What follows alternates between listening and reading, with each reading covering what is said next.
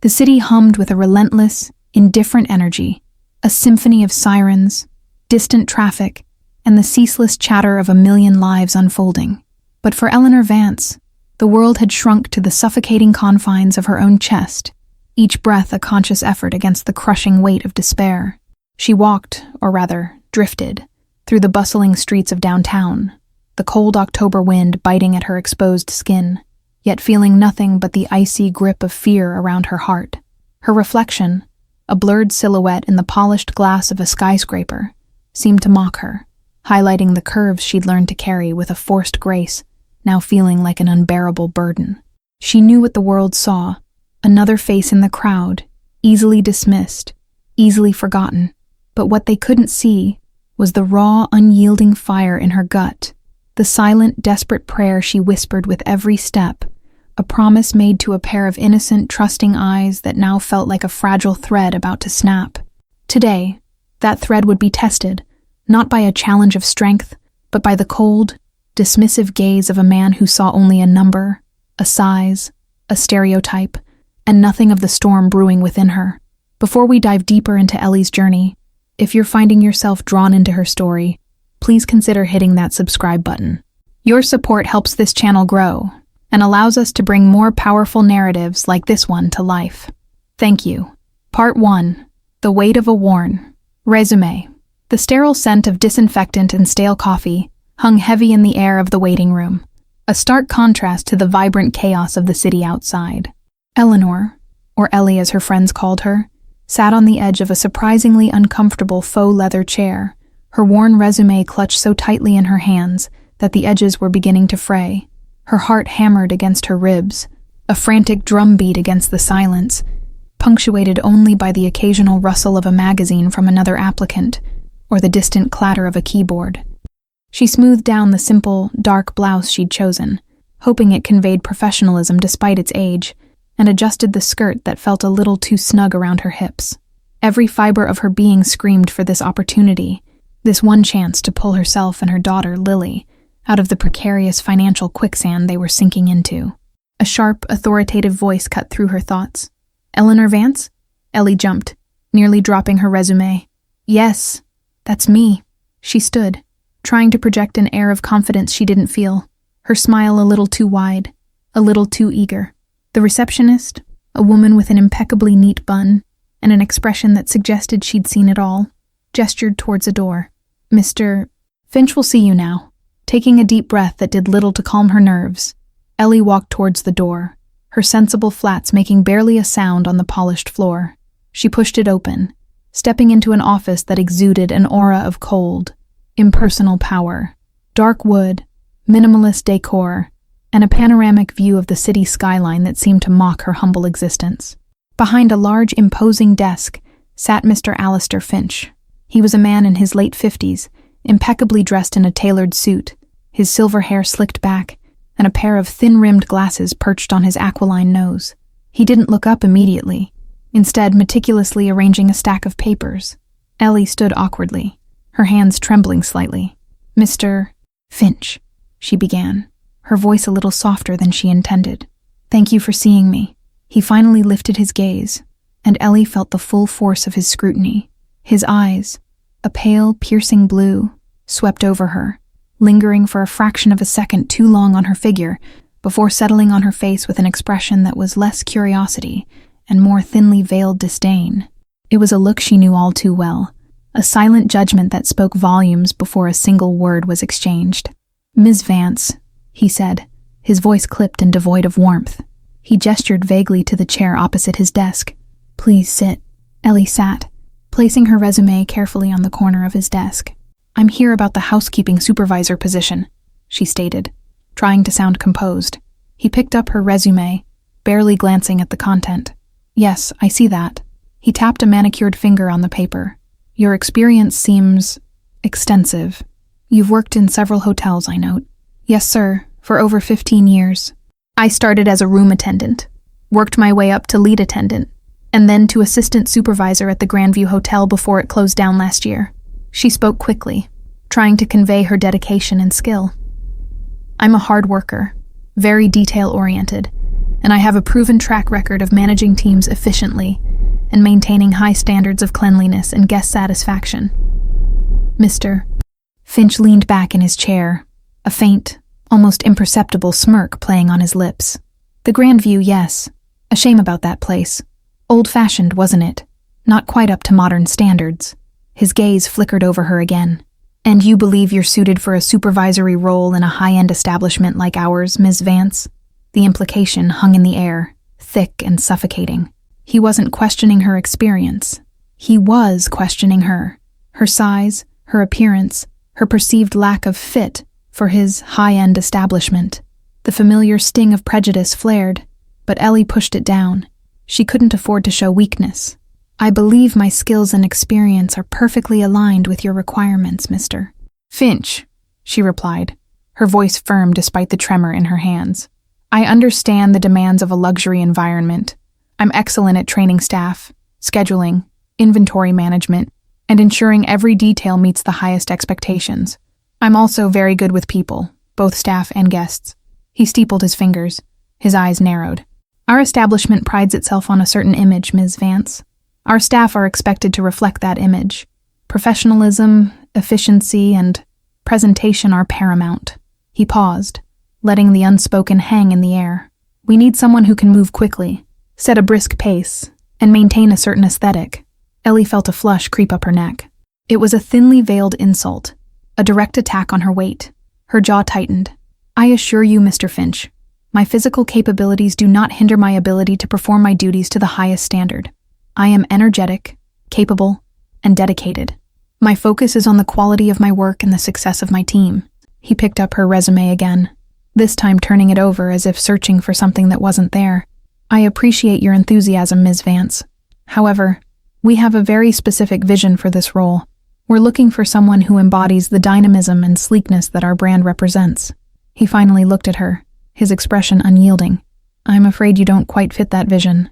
The words hit her like a physical blow, stealing the air from her lungs. But my experience, she stammered, her voice cracking despite her best efforts. I have 15 years of experience. I've supervised teams of up to 20 people. I've received commendations for my work ethic and my ability to turn around underperforming departments. Mr. Finch simply shook his head, a dismissive gesture. Experience is one thing, Ms. Vance. Fit is another. We'll be in touch. It was a polite dismissal, a thinly veiled rejection wrapped in corporate jargon. He stood, signaling the end of the interview. Ellie stood too, her legs feeling like jelly. The hope that had sustained her through weeks of job searching, through countless rejections, through the gnawing anxiety of unpaid bills, evaporated in an instant. She wanted to argue, to plead, to demand he look past her appearance and see the capable, desperate woman before him. But the words caught in her throat, choked by the lump of humiliation and despair. Thank you for your time, Mr. Finch, she managed to say, her voice barely a whisper. She turned and walked out, the sterile office air suddenly feeling impossibly heavy. The moment the door clicked shut behind her, the carefully constructed facade of composure crumbled. She walked through the waiting room, past the other hopeful applicants, her eyes fixed straight ahead, refusing to meet anyone's gaze. She felt their eyes on her, felt the pity, the curiosity, the silent judgment. She just wanted to disappear. Outside, the city was still bustling, but now it felt colder, harsher. The wind whipped around her, tearing at her hair and clothes, mirroring the turmoil within. Tears welled in her eyes, hot and stinging, but she blinked them back fiercely. Not here, not now. She wouldn't give anyone the satisfaction of seeing her break. She pulled out her phone, her fingers fumbling as she scrolled to Maria's contact. Maria, her best friend, her rock, her confidant. She needed to hear a friendly voice, even if it meant admitting another failure. Hey girl, how'd it go? Maria's cheerful voice was a stark contrast to Ellie's mood. Ellie swallowed, trying to keep her voice steady. It didn't go well, Maria. He practically laughed me out of the office, said I didn't fit their vision. The last words came out choked, a sob escaping despite her efforts. A beat of silence. Then Maria's voice, softer now, filled with concern. Oh, Ellie, I'm so sorry. That's ridiculous. He's an idiot. You're amazing. You're talented. You're the best damn supervisor I know. He didn't even look at my resume properly, Maria. He just looked at me, at my size. I could feel it. Ellie leaned against a cold brick wall, the city noise fading into a dull roar. What am I going to do? I'm running out of options. The rent is due next week, and I still haven't found anything. Hey, don't you dare give up, Elle. You hear me? This isn't the end. It's just one more closed door. There are other doors. We'll find one. We always do. Maria's voice was a lifeline. Come over. Let's get some coffee or something stronger. We'll brainstorm. We'll figure it out. I can't right now. I need to pick up Lily from school. The thought of her daughter, her bright, innocent Lily, was the only thing that kept Ellie from completely falling apart. Lily deserved better than this constant struggle, this endless worry. Okay then. Call me after. Promise me you'll call. I promise. Ellie hung up, feeling a tiny sliver of warmth from Maria's unwavering support. But it wasn't enough to dispel the cold dread that had settled deep in her bones. The walk to Lily's school was a blur. The familiar route, usually a source of comfort, now felt like a path to an uncertain future. She tried to compose herself, to wipe away any trace of tears or despair before she saw Lily. Her daughter didn't need to carry her burdens. When she arrived, Lily was already waiting by the school gates, her small backpack slung over one shoulder, her bright red coat a splash of color against the gray afternoon. Her face lit up when she saw Ellie. Mommy! Lily ran into her arms, hugging her tightly. How was your interview? Did you get the job? Ellie hugged her back, burying her face in Lily's soft hair, inhaling the scent of childhood and innocence. Hey, sweet pea. It was an interview. We'll see. She forced a smile, trying to keep her voice light. How was school? Lily, ever perceptive, tilted her head, her brow furrowed slightly. Are you okay, Mommy? You look a little sad. Ellie squeezed her hand. Just a little tired, honey. Long day. But I'm fine now that I'm with you. She steered Lily away from the school, towards the bus stop.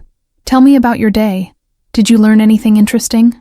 Lily launched into a detailed account of her art class, her new drawing of a rainbow unicorn, and a funny story about her friend Leo. Ellie listened, nodding, offering appropriate responses, but her mind was still replaying the scene with Mr. Finch, the dismissive look, the cutting words. On the bus ride home, Ellie looked out the window at the passing cityscape, the towering buildings, the bustling shops, the endless stream of people. It all felt so distant, so unattainable.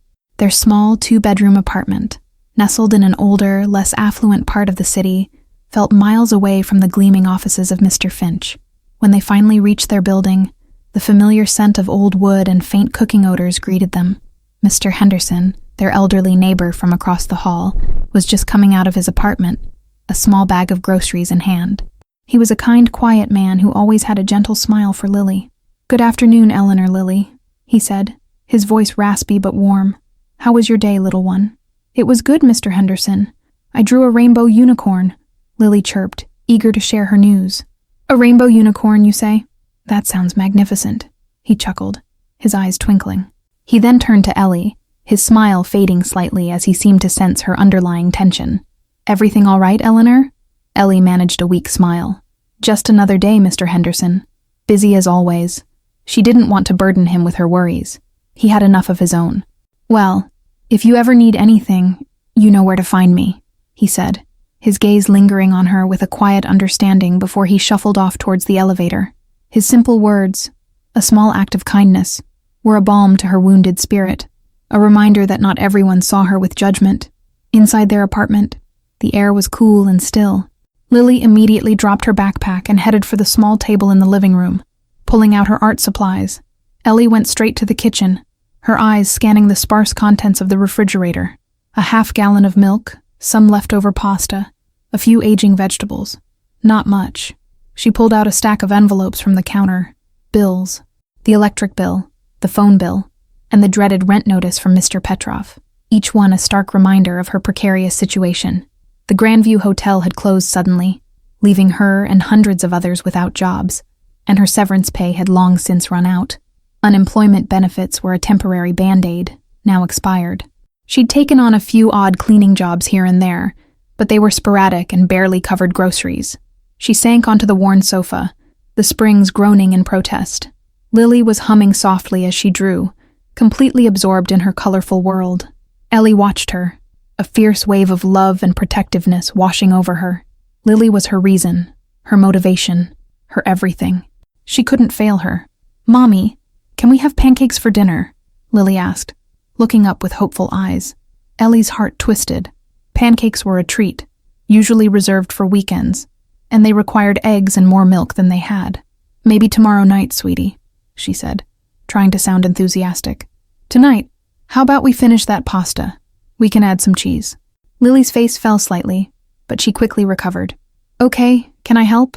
"Of course you can," Ellie said, forcing herself to get up. She needed to be strong, for Lily. She needed to keep fighting. Later that evening, after Lily was tucked into bed, sound asleep with her rainbow unicorn drawing clutched in her hand, Ellie sat alone in the dim living room. The city lights twinkled outside, a distant, glittering tapestry of dreams and opportunities that felt impossibly far away. She pulled out her laptop, its screen a harsh glow in the darkness, and began to search again. Housekeeping supervisor jobs, hotel management, cleaning services. She typed in various keywords, her fingers flying across the keyboard, a desperate prayer in every keystroke. Each job posting seemed to demand something she didn't have, or subtly hinted at the image requirements that had just cost her the Finch opportunity. The rejections were piling up, a cruel testament to a world that often judged a book by its cover, especially when that cover didn't conform to a narrow ideal. She remembered Maria's words, "Don't you dare give up." Maria was right. She couldn't. Not for Lily, not for herself. But the exhaustion was profound, a bone-deep weariness that threatened to consume her. A notification popped up on her screen, an email from Mr. Petrov, her landlord. Reminder, rent due in 5 days. Her stomach clenched. She had less than $1,000 in her savings, barely enough for a week's worth of groceries, let alone the rent. Ellie closed her laptop, the click echoing in the silent apartment. She walked to the window, looking out at the city that had once promised so much. The prejudice she faced wasn't just about a job. It was about her dignity, her worth, her ability to provide for her child. It was a constant battle against a system that seemed designed to keep people like her down. But as she stood there, a flicker of defiance ignited within her. She wasn't just plus size. She was Eleanor Vance, a mother, a survivor, a woman with a wealth of experience and an unshakable will. Mr. Finch might have dismissed her, but he didn't know the true measure of her strength. He didn't know the depths of a mother's love, or the lengths she would go to protect her child. The path ahead was shrouded in uncertainty, filled with daunting obstacles. But somewhere, out there had to be an opportunity, a door that wasn't slammed shut in her face. She just had to find it, and she would, for Lily. If you're finding Ellie's struggle relatable and inspiring, please show your support by giving this video a like and subscribing to the channel. Every like and subscription helps us continue telling these powerful human stories. The days that followed the disastrous interview with Mr. Finch blurred into a monotonous cycle of hope and crushing disappointment.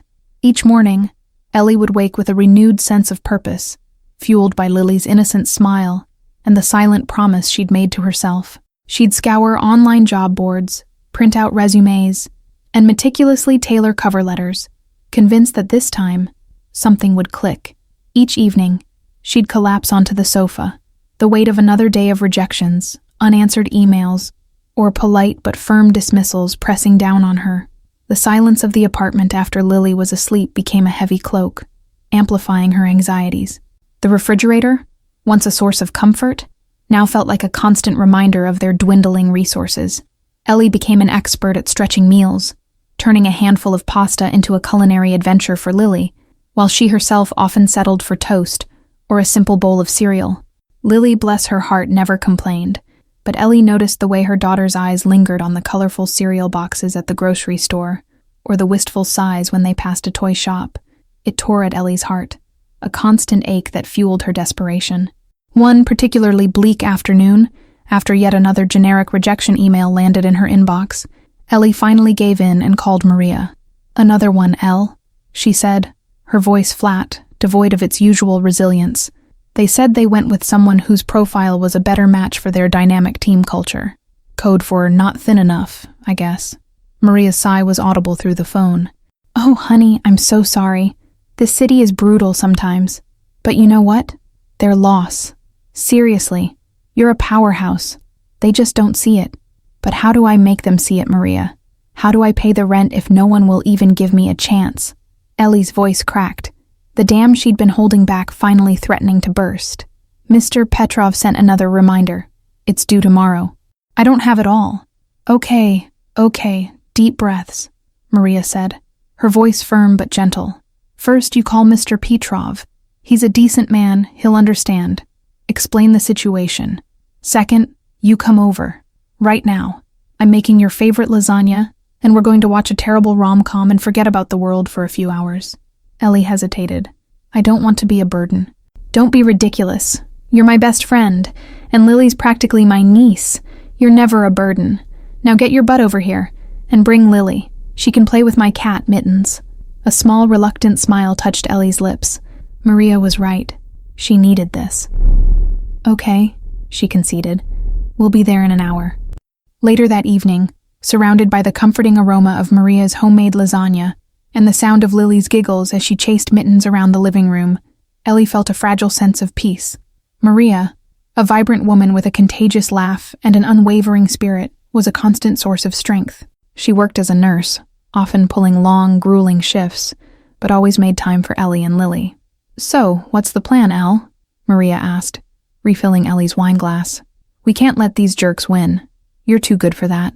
Ellie sighed, leaning back into Maria's plush sofa. I don't know, Maria. I've applied for everything. Hotels, cleaning companies, even some administrative roles. It's always the same. Either I'm overqualified or I don't fit the image, or they just ghost me. Have you thought about something different? Maria mused, tapping her chin. Like, maybe not a big corporate hotel? What about smaller, independent places? Or even private residences? There are a lot of wealthy people in this city who need reliable, trustworthy help. Ellie frowned. Private residences? I hadn't really considered that. My experience is all in hotels. But cleaning is cleaning, Elle. And managing is managing. You're meticulous, you're organized, you're honest. Those are exactly the qualities people look for when they're letting someone into their home. Plus, the pay can be really good, and sometimes they even offer benefits. A tiny spark of an idea ignited in Ellie's mind. It was unconventional, a departure from her established career path, but at this point she couldn't afford to be picky. Do you know anyone who does that kind of work? Not personally, but I've heard things, Maria said, her eyes twinkling. There's a bulletin board at the community center. Sometimes people post ads there, or online, on those local neighborhood forums. It's worth a shot, right? The next morning, armed with a renewed sense of purpose and a slightly modified resume highlighting her organizational and management skills, Ellie tackled the challenge of finding private cleaning work. She called Mr. Petrov, her landlord, before he called her. Mr. Petrov, she began, her voice steady despite the knot in her stomach. It's Eleanor Vance, apartment 3B. I'm calling about the rent. Mr. Petrov, a man with a thick Eastern European accent and a surprisingly gentle demeanor, listened patiently. Ah, Ms. Vance. Yes, I was just about to call you. Is there a problem? Yes, sir. I'm afraid I won't be able to pay the full amount tomorrow. I've been struggling to find consistent work since the Grandview closed. I have about half of it, and I'm working on getting the rest. I just need a little more time. She braced herself for an angry response, for an eviction notice. Instead, Mr. Petrov sighed. Ms. Vance, you are a good tenant. Always on time, never any trouble. I understand these things happen. The city is hard. How much time do you need? Ellie blinked, surprised by his understanding. A week? 10 days, perhaps? I'm actively looking for new work, and I have some promising leads. All right, he said, after a moment of consideration. 10 days. But no longer, Ms. Vance. I have my own bills, you understand. Yes, sir, I completely understand. Thank you, Mr. Petrov. Thank you so much. A wave of relief washed over her, so potent it almost brought tears to her eyes. It wasn't a solution, but it was a reprieve, a precious 10 days to find a way forward. If you're finding Ellie's resilience inspiring, please take a moment to hit the like button and subscribe to the channel. Your support helps us share more stories of strength and determination. With the immediate pressure of the rent eased slightly, Ellie threw herself into the new job search strategy. She spent hours at the local community center, scanning bulletin boards, And then even more hours online, navigating neighborhood forums and local service websites. Most of the postings were for one-off cleaning gigs, or required their own transportation, which Ellie didn't have. But then, one advertisement caught her eye. Experienced housekeeper manager needed for private residence. Must be reliable, discreet, and highly organized. References required. Part-time, potential for full-time. Inquire within. The address listed was in a more affluent part of the city, a neighborhood known for its grand historic homes. It felt like a long shot, but something about the wording, the emphasis on manager and discreet, resonated with her. She called the number listed. A soft, cultured voice answered. "Hello, this is Mrs. Hayes." Ellie took a deep breath. "Good morning, Mrs. Hayes. My name is Eleanor Vance. I'm calling about your advertisement for a housekeeper manager." Mrs. Hayes sounded pleasant, her voice gentle. "Ah, yes. Thank you for calling, Ms. Vance. Do you have experience in this field?" Ellie quickly explained her 15 years of experience in hotel housekeeping, highlighting her supervisory roles, her attention to detail, and her ability to manage staff and inventory. She omitted the part about Mr. Finch's prejudice, focusing solely on her qualifications. "That sounds quite impressive, Ms. Vance," Mrs. Hayes said, a note of genuine interest in her voice. "My home is rather large, and I'm looking for someone who can not only maintain it beautifully, but also help organize household affairs, manage supplies, and occasionally oversee other service providers. Would you be available for an interview this Friday morning?" Ellie's heart leaped.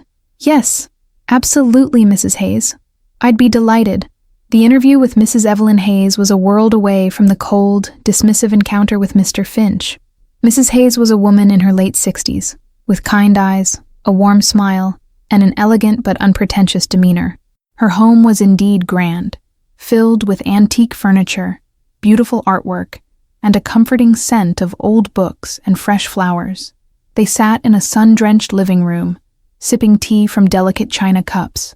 Mrs. Hayes listened intently as Ellie spoke about her experience, her passion for creating a clean and organized environment, and her dedication to her work. She asked thoughtful questions, not about Ellie's appearance, but about her problem-solving skills, her ability to prioritize, and her approach to managing a household. "Ms. Vance," Mrs. Hayes said, her gaze warm and direct, "I've interviewed several candidates, but your experience and your clear passion for this kind of work truly stand out. I'm looking for someone I can trust implicitly, someone who takes pride in their work, and someone who can bring a sense of calm and order to my home. I believe you possess those qualities." Ellie felt a lump form in her throat. It was the first time in months that someone had looked at her and seen competence, not just a stereotype. "Thank you, Mrs. Hayes. I assure you, I would be incredibly dedicated to this role." "Good," Mrs. Hayes smiled. "The position is part-time, 3 days a week to start, with the possibility of expanding to full-time if we find it's a good fit. The pay is quite generous, and I offer paid time off after a probationary period. Would that work for you?" Ellie mentally calculated. 3 days a week, even part-time, would be enough to cover the rent and put food on the table, with a little left over for emergencies. And the potential for full-time was a dream come true. "Yes, Mrs. Hayes, that would work perfectly." "Excellent!" Mrs. Hayes clapped her hands together softly. "Then I'd like to offer you the position, Ms. Vance. Can you start next Monday?" Ellie's relief was so profound, it almost buckled her knees. Yes, I can. Thank you, Mrs. Hayes. Thank you so much." Walking out of Mrs. Hayes's elegant home, Ellie felt a lightness she hadn't experienced in months. The city air, usually so harsh, now felt crisp and invigorating. A genuine smile spread across her face, a smile that reached her eyes. She had a job, a real job. She called Maria immediately, her voice bubbling with excitement. "I got it, Maria! I got the job! Mrs. Hayes, she's wonderful, and the house is beautiful, and she actually saw me. Ellie, that's amazing, I knew it. I told you not to give up." Maria shrieked with delight. "We have to celebrate. Dinner tonight, my treat." That evening, as Lily excitedly recounted her day at school, oblivious to the financial tightrope they had been walking, Ellie felt a profound sense of gratitude. She had faced the darkness, and a small but significant light had appeared. Her first day working for Mrs. Hayes was a revelation. The house was indeed large, requiring meticulous attention to detail, but it was also filled with warmth and history. Mrs. Hayes was kind and respectful, treating Ellie not as a servant, but as a valued member of her household staff. She gave clear instructions, but also trusted Ellie's judgment and experience. Ellie quickly fell into a rhythm. She cleaned with a practiced efficiency, organizing cupboards, polishing antique furniture, and ensuring every room sparkled. She found a quiet satisfaction in the work, in transforming spaces, in bringing order to chaos.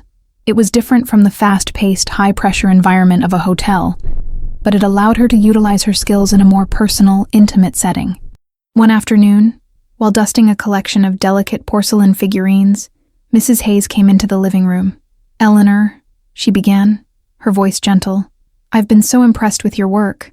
The house has never looked better, and your organizational skills are truly remarkable. I feel a sense of calm I haven't felt in years."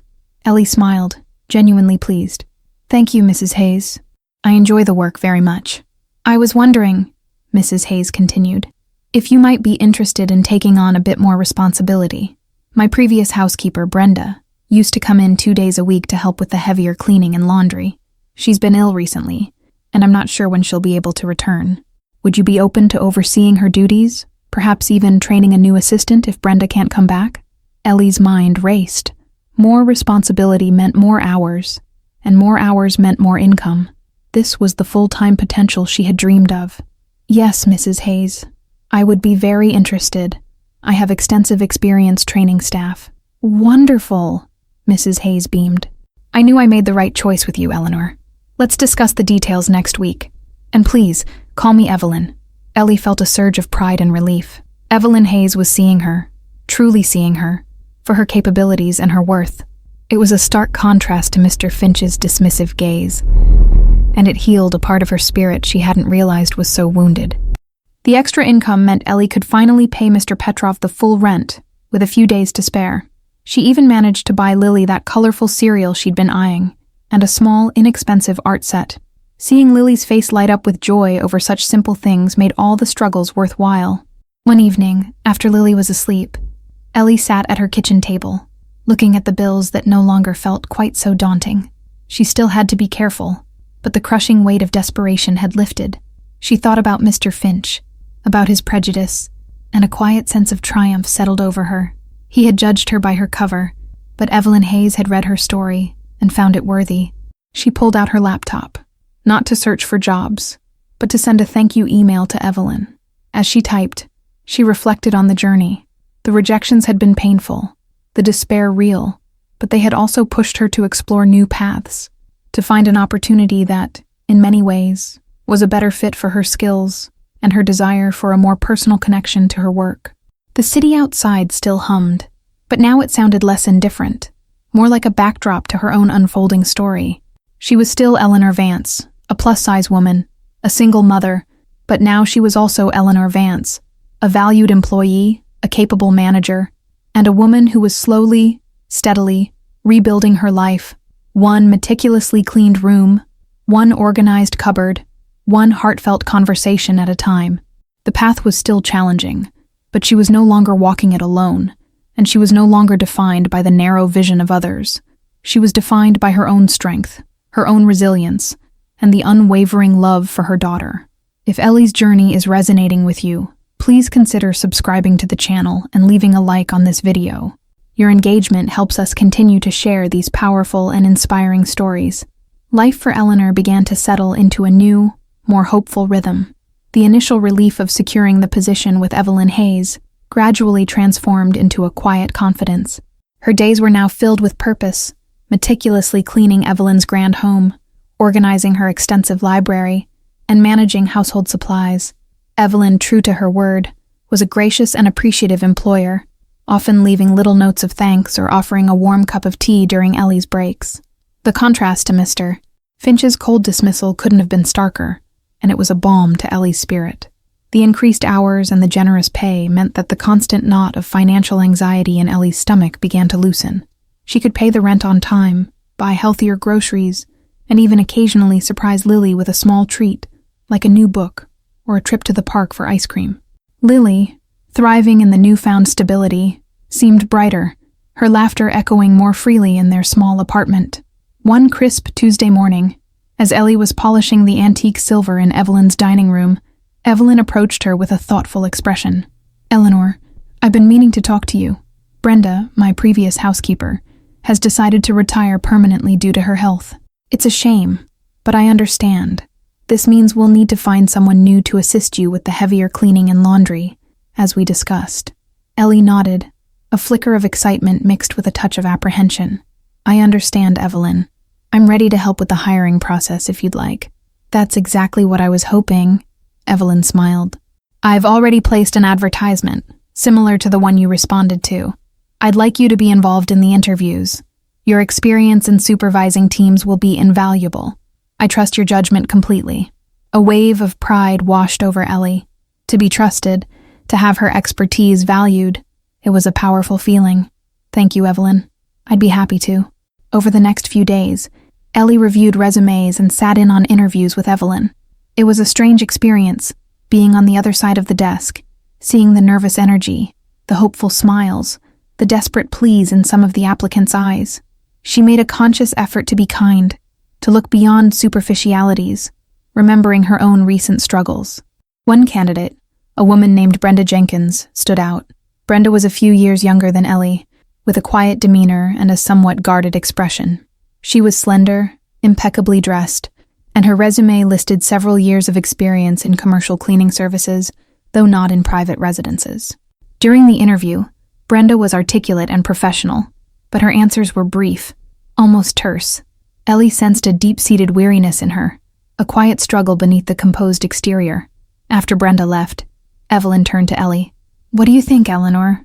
She's certainly experienced, but she seems a little reserved." Ellie considered. "She is reserved, Evelyn, but her experience is solid, and I think she's a hard worker. Sometimes people are just shy, or they've had difficult experiences that make them guarded. I have a good feeling about her. I think she'd be reliable." Evelyn looked at Ellie, a knowing glint in her eyes. "You see something in her, don't you? All right, Eleanor. I trust your intuition. Let's offer Brenda the position." Brenda Jenkins started the following week, working 2 days a week. From the outset, she was efficient and thorough, but maintained a professional distance. She rarely initiated conversation, answering questions politely but briefly. Ellie, remembering her own struggles with prejudice, made an effort to be welcoming and supportive, offering guidance and sharing tips about Evelyn's specific preferences. "Brenda, if you need anything at all, just ask," Ellie would say, showing her where the special silver polish was kept, or how Evelyn liked her linens folded. "We're a team here." Brenda would offer a small, almost imperceptible nod, a faint, "Thank you, Eleanor," and then return to her tasks. Ellie noticed that Brenda always brought her own lunch, a small, carefully packed container, and ate it alone in the staff break room. She never joined Ellie for the occasional tea break Evelyn offered. Ellie, however, was persistent in her kindness. She would share stories about Lily, or comment on the weather, or simply offer a friendly smile. Slowly, almost imperceptibly, Brenda began to thaw.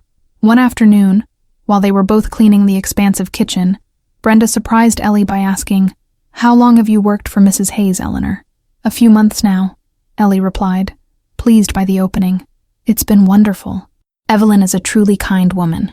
"She is," Brenda agreed, a rare, soft note in her voice. "I worked for her before a few years ago, had to leave when my mother got sick. She was very understanding." This was the first personal detail Brenda had shared, and Ellie listened intently. "I'm sorry to hear about your mother. I hope she's doing better." Brenda paused, her gaze distant. "She passed away last year. It was a difficult time." "I can only imagine," Ellie said gently, her heart aching for Brenda. Losing a parent is incredibly hard. A silence fell between them, but this time it wasn't awkward. It was a shared moment of understanding. From that day on, the wall between them began to crumble.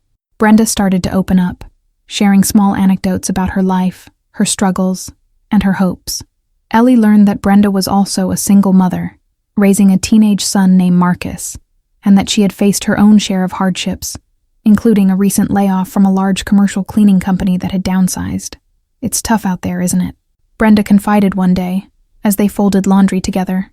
especially when you're trying to do it all on your own. It absolutely is, Ellie agreed, thinking of her own journey.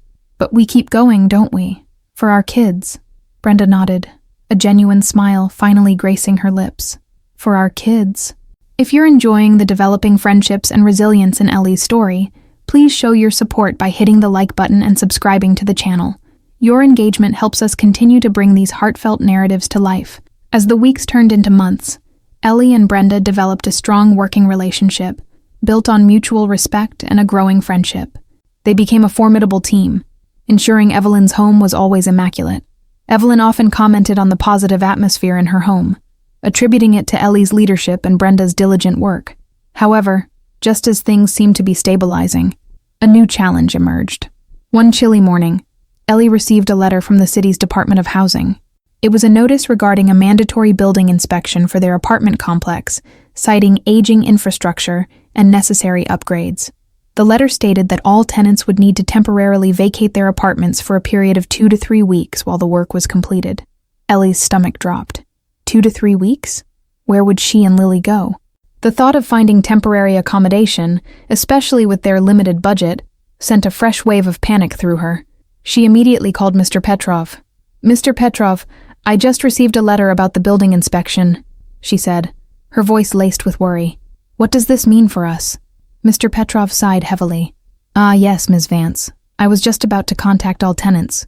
It is a big problem. The city is forcing my hand. They say the old pipes need replacing. The electrical system needs upgrading. It will be a big job. But where are we supposed to go?" Ellie asked, her voice rising slightly.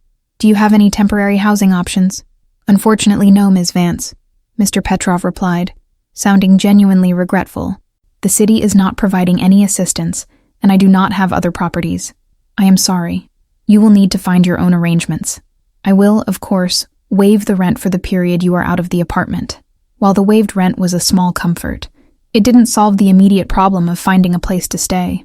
Ellie hung up, her mind racing. She couldn't afford a hotel for 2 weeks. Staying with Maria was an option, but Maria's small apartment was already cramped, and imposing on her for such a long period felt like too much. That evening, she tried to explain the situation to Lily as gently as possible. "Honey, remember how we talked about adventures? Well, we might be going on a little adventure soon. Our building needs some repairs, so we'll have to stay somewhere else for a little while."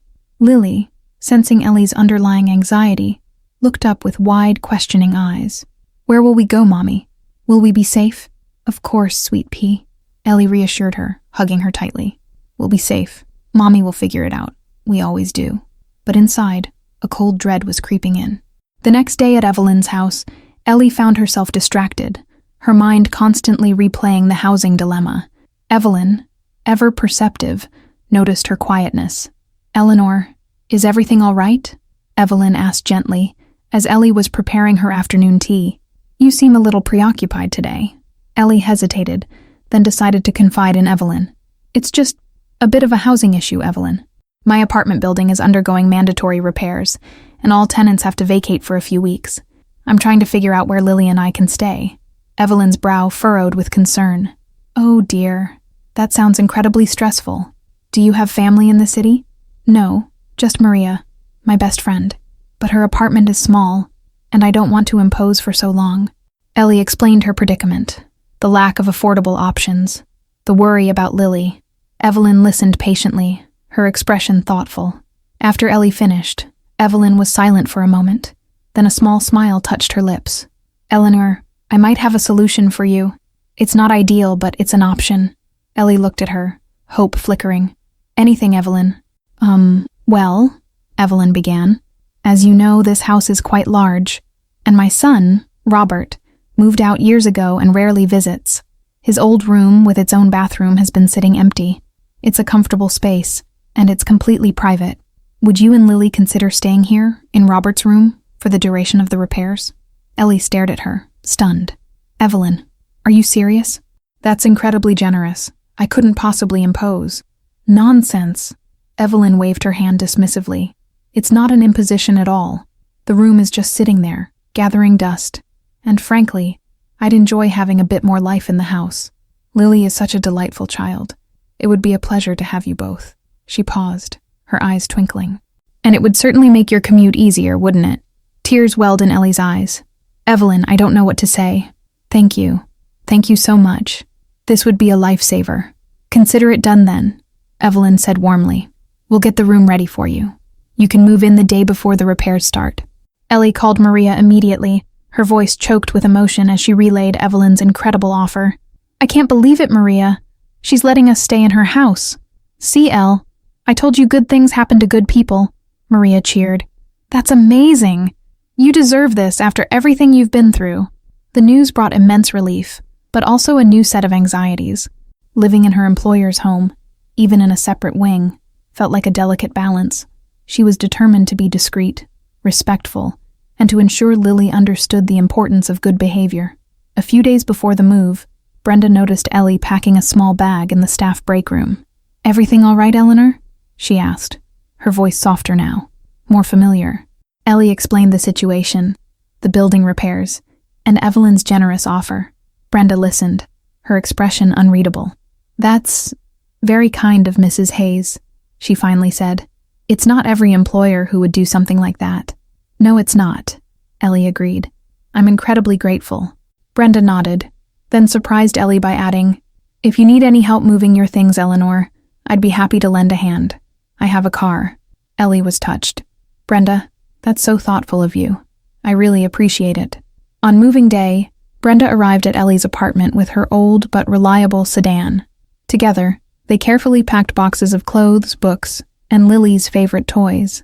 Brenda worked efficiently, silently, but with a quiet strength that Ellie had come to admire.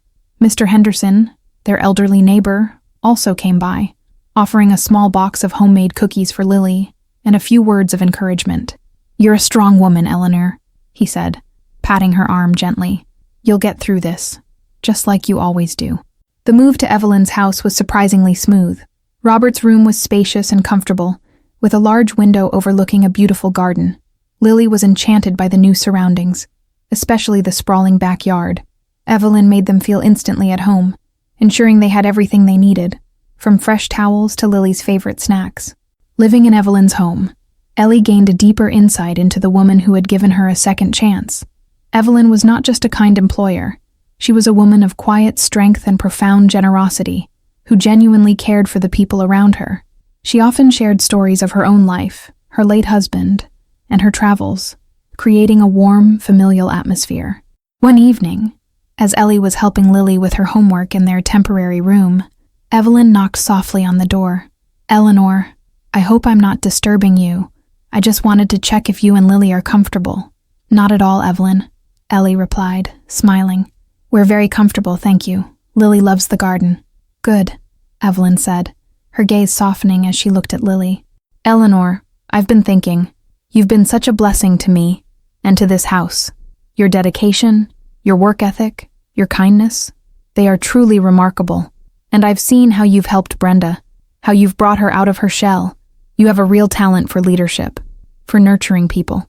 Ellie felt a blush creep up her neck. Thank you, Evelyn. That means a lot.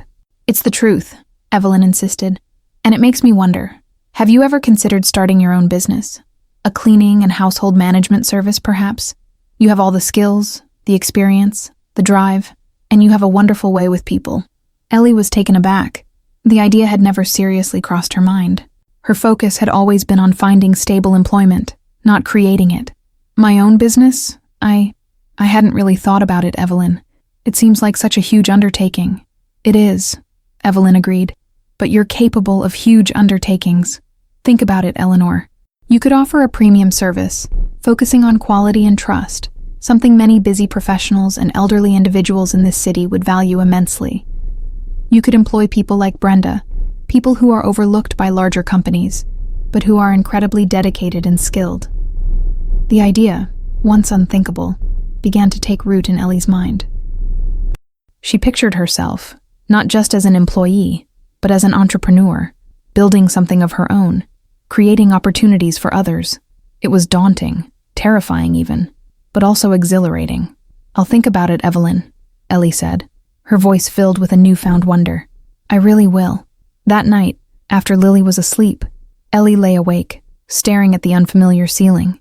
The city outside was quiet, a gentle hum of distant life. The thought of starting her own business was overwhelming, filled with questions and uncertainties. Where would she get the capital? How would she market herself? Could she really do it? But then she thought of Mr. Finch, of his dismissive gaze and his prejudiced words.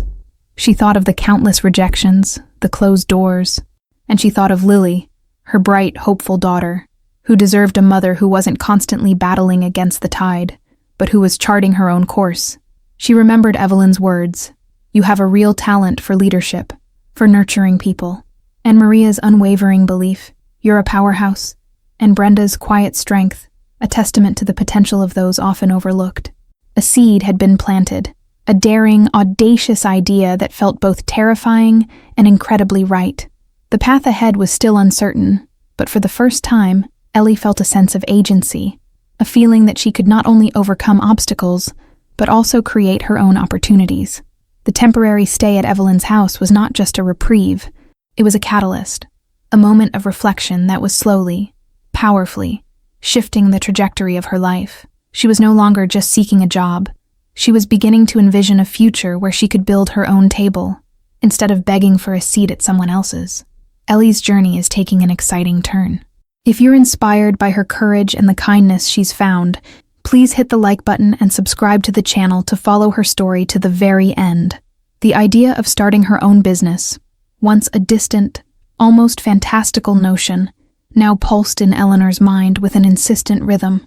Evelyn's words had planted a seed, and in the quiet solitude of Robert's empty room, it began to sprout. The initial fear was immense, the sheer scale of the undertaking, the financial risk, the uncertainty.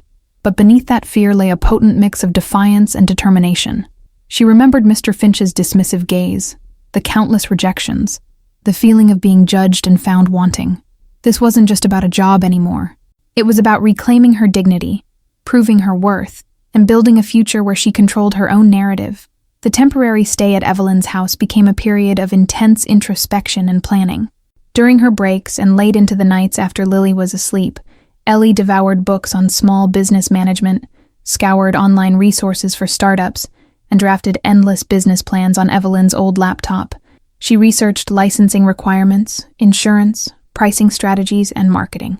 The learning curve was steep, but every new piece of information, every solved puzzle, fueled her resolve. Her first confidant was, naturally, Maria. Over coffee one Saturday morning, Ellie laid out her nascent plans, her voice trembling with a mixture of excitement and apprehension. "My own business, Maria," Ellie whispered, as if saying it too loudly might make it disappear. "A household management and cleaning service. Evelyn thinks I can do it." Maria's eyes widened. Then a huge grin spread across her face. "Ellie, that's brilliant. Absolutely brilliant. I knew you had it in you. You're the most organized, meticulous person I know. And you're amazing with people. This is perfect. But where do I even start? The money, the paperwork, finding clients." Ellie gestured vaguely, overwhelmed. "One step at a time, Elle," Maria said, her practical nurse's mind already at work. "First, you need a name, something professional but personal. Then a basic business plan. We can look into small business loans, or maybe even grants for women entrepreneurs. And clients? Evelyn is practically your first client, and she knows everyone in this neighborhood. Word of mouth is gold here." Maria's unwavering belief was a powerful tonic. She helped Ellie brainstorm names, eventually settling on Vance Home Solutions. Simple, professional, and with a personal touch. Maria also connected Ellie with a friend of a friend, a young lawyer who offered a free initial consultation on business registration and legalities. The next person Ellie confided in was Evelyn. One afternoon, while they were reviewing the week's schedule, Ellie tentatively brought up the idea. "Evelyn, I've been thinking a lot about what you said, about starting my own business." Evelyn's face lit up. "And? What have you decided?" I think I want to try," Ellie admitted, a nervous flutter in her chest. "It's terrifying, but I feel like it's something I have to do." "Wonderful, Eleanor. Absolutely wonderful." Evelyn clapped her hands, her eyes sparkling. "I knew you had it in you. Now how can I help?" Evelyn became an invaluable mentor. She offered to be Ellie's first official client, paying her through Vance Home Solutions, and even suggested other potential clients among her friends and acquaintances who were looking for reliable, high-quality household help. She also provided Ellie with a small, interest-free loan to cover initial registration fees and basic supplies, insisting it was an investment in a promising venture. "Consider it a down payment on your future, Eleanor," Evelyn said, pressing a check into Ellie's hand. "You'll pay me back when you're thriving, not before." Ellie was overwhelmed by Evelyn's generosity. "Evelyn, I don't know how to thank you." "Just succeed, my dear," Evelyn smiled. "That will be thanks enough."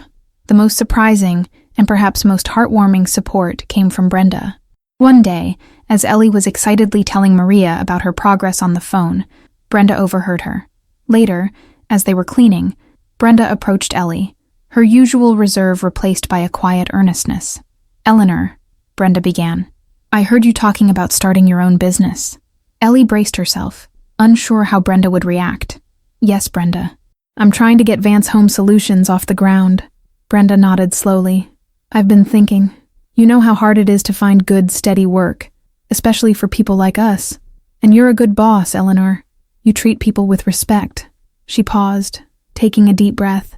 "If you ever need an employee, someone reliable who knows the ropes, I'd be interested. I believe in what you're trying to do." Ellie's heart swelled. Brenda, who had been so guarded, was offering her loyalty and her skills. "Brenda, that means so much to me. I would be honored to have you on my team. In fact, I was hoping you'd consider it. I want to build a company where people are valued, where their hard work is recognized, and where they're treated fairly." Brenda's rare, genuine smile lit up her face. "Then count me in, Eleanor. If you're inspired by Ellie's journey of building her own business and finding allies, please hit that like button and subscribe to the channel. Your support helps us share more stories of empowerment and community.